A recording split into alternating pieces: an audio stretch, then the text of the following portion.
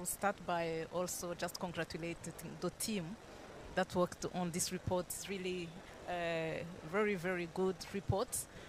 When you read the content from this report, you can see it's a kind of alarm and a wake-up call for African countries just to reflect a bit on how natural resources, natural capital can really make African country rich.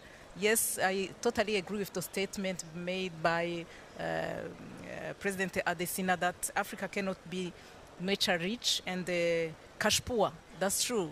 So, which means that a reflection a bit on the report. First of all, it highlights, the limitation we have while relying on the GDP, which is just an economic measure, just for economic performance for a given period.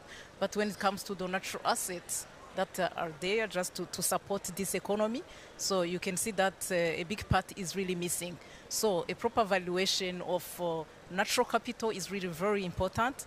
And considering all those market failure and the externalities and what we'll be losing by also, through the carbon market, by not having the really estimate, from the whole, the total wealth.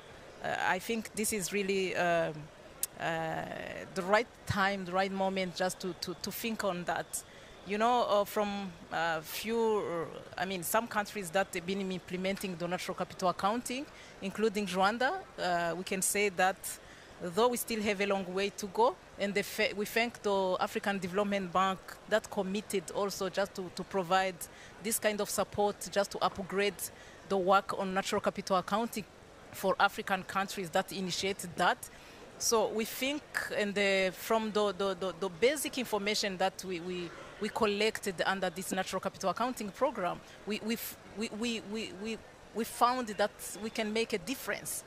We can make a difference by capturing element of the economy that was not captured before. So which means that it's a kind of, I think it's even the way to go. If we need to comply with the 2025 system of national account, then definitely the system of environmental economic accounting should be adopted.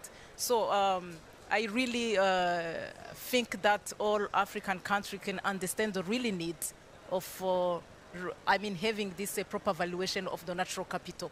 Since we have this, we are a rich continent, and we need really to take opportunity of this fortune that has not been well, used. So I think I congratulate. I think the report makes, the report says a lot. So it's up to us just to take what's inside the report. Thank you so much. Yeah, thank you very much. I think there are lessons that other countries should learn from existing experience, starting by Rwanda.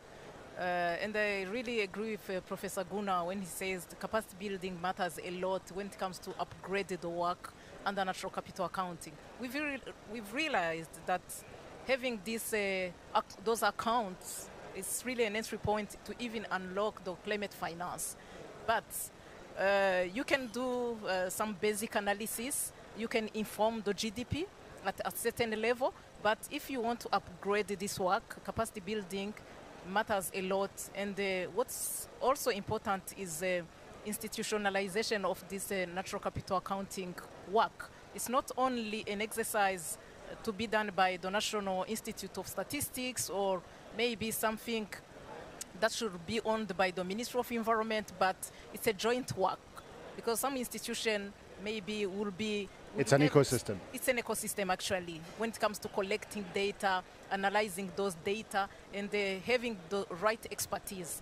And again, what's really the most important thing is just to have the required resources, just to bring this work at a level that really could inform the GDP, because we've also attempted just to come up with an environmentally adjusted macroeconomic indicator. This was a first attempt, but we realized that due to missing data, we could not really come up with the really estimate just to conclude on the total wealth of our nation. So which means that this requires huge data, quality data, expertise, and capacity building matters a lot. Thank you.